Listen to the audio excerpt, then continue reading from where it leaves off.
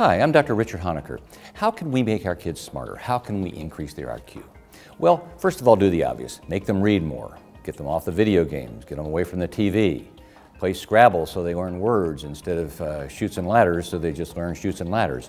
Play Monopoly so they learn money management and how to buy and sell and negotiate.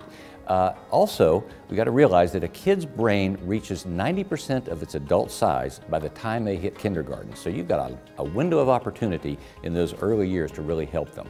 Get some apps and get some websites, and these are your go-to places where your kids can go to when you're fed up with the cartoons. After they've watched the cartoons for 30 minutes, you can say, hey, go to blank website or blank app that is something good for their mind. You'll have to pick that app or that website out, but it's got to be ready for them to automatically shoot into that new venue of knowledge and expertise.